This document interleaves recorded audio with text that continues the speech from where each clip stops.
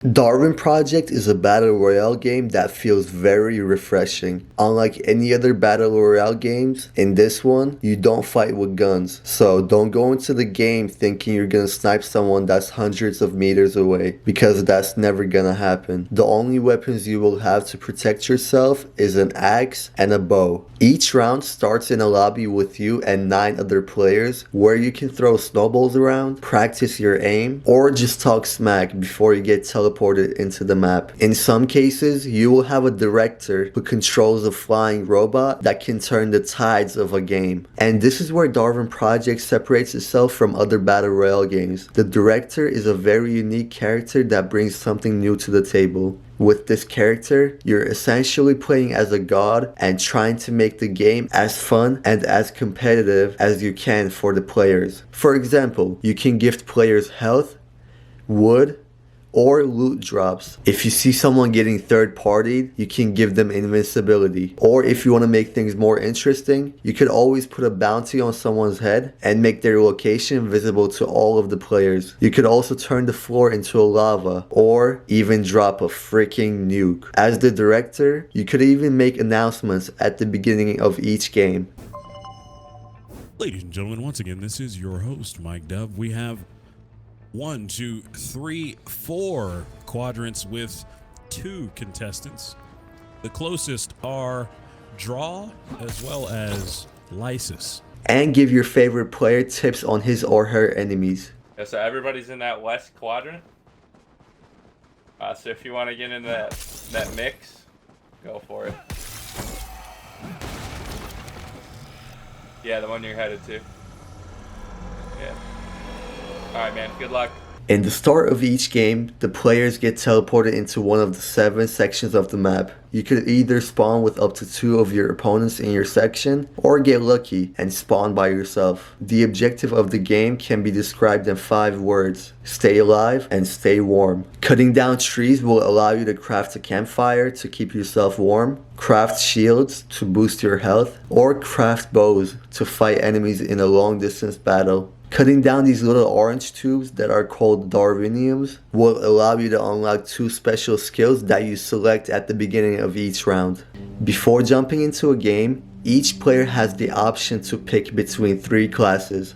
Jetwing, which is my favorite class, because it allows you to be more agile, jump higher, and even has an optional skill that allows you to teleport, which you can use when you're losing a duel or need to immediately get inside of a safe area. Grapple Gauntlet, which allows you to grab onto other players, walls, and trees. Also, you have the option to pop a force shield bubble if you want some privacy. Last but not least, the Headhunter drone class helps you gather wood, kill deers, open up a chest from a distance, and track down other players by examining the trees they cut down or the campfires they used. I also consider this the most annoying class because it gives players the ability to go invisible and build turrets unlimited amount of times. You don't get all of the skills right off the bat though. You will have to unlock different abilities of your preferred class by playing with that specific class and get eliminations. But this progressional grind is for the best. No 2 fights you get into in this game feels the same due to the diversity of the skills you can choose from. My favorite part of the entire game is how you can hear your enemies when you get close to them. Moments like getting the jump on your opponent and hearing them react to your sneak attacks or talking smack while swinging your axes around just makes the game filled with a lot of funny moments, and it feels more inclusive for the people that usually play online games by themselves. Sometimes the director even jumps in the fight and raises the stakes by offering a reward for the winner of the fight. The director's commentary on the fight brings the moment to life and makes it feel a lot like a professional gaming tournament where you have a $1 million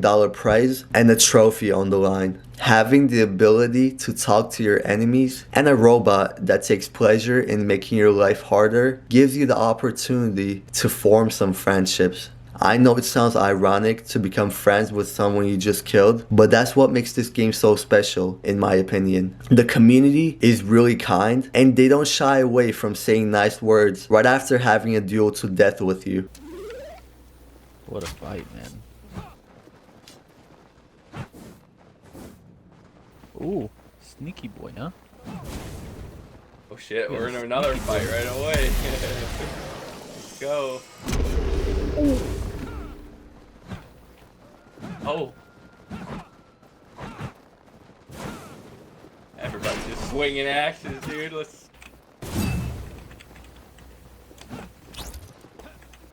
See it, dude. Let's see it. What's gonna happen? Oh, throw a smoke bomb down. Okay. Okay. Just gonna go ahead and fly right out of that shit. I don't blame you, dude. I don't blame you. Come right down for that is ass. now forbidden. 2 zones remaining. Oh my god, what is happening right now? It's a 1v1v1. The graphics are okay at best. It has this futuristic cartoonish look that a lot of games seem to be going for these days. The map is nothing special either. Most of it is covered with trees or cabins that you only stop by to farm resources. You can customize your hairstyle and different parts of your armor, but other than that, there's really not much customization going on. You could also buy some skins from the game store, and all of the paid content is completely cosmetic, so the game doesn't become pay to win. However, in my few hours of playing, I already unlocked a few cosmetic items just by playing the game, which is a really sweet reward and makes it feel like there's a progression system in the game. No, there's no battle pass, but the more you play the game, the more cosmetic stuff you earn. But honestly, all of that stuff is just optional. You could play the entire game without changing the appearance of your player and not see a single difference in the gameplay. Since there's only 10 players in each round, the map is a lot smaller than your typical battle royale game. But that doesn't mean the end game is not fun. When the director shrinks the map by closing out 6 out of the 7 zones, the final zone closes in much like it does in Fortnite or PUBG. When you're in this final stage of the game, you will have to move fast and use every single trap or skill you have at your disposal. There are consumables such as hot coffee or speed drinks, and more lethal stuff such as bear traps, tripwires, spike traps, and smoke bombs that you can use to your advantage. Sometimes it could get hard to pull off the win and defeat the last person, but when you finally get that victory royale, it feels really special because of the people in the lobby. Once you defeat the final opponent, everyone in the lobby, including the director and the players you just killed, all congratulate you on your victory. GG, Steven. Holy shit. Good game, man. That was crazy. The arrows were on point. That was awesome. Dope. It was fun to watch. Darwin Project is not the perfect battle royale game, but it's not trying to be. It knows that it can't compete with big names like Fortnite or PUBG, so it invents unique and refreshing ways to keep you entertained. No, you can't build like you do in Fortnite, and don't have as many weapon options as you do in PUBG. But what the game has here is a very special and a unique gameplay experience and a community that will make you feel at home. If you're looking for something that doesn't involve pumping out 90s or camp most of the game, if you're not enjoying Apex Legends or Fortnite as much as you used to, then you should definitely give Darwin Project a try. The game currently doesn't have duos or squad modes, so the only way to play it is to go solo or play as the director. But I had a lot of fun playing it, and I can see myself playing it for a while.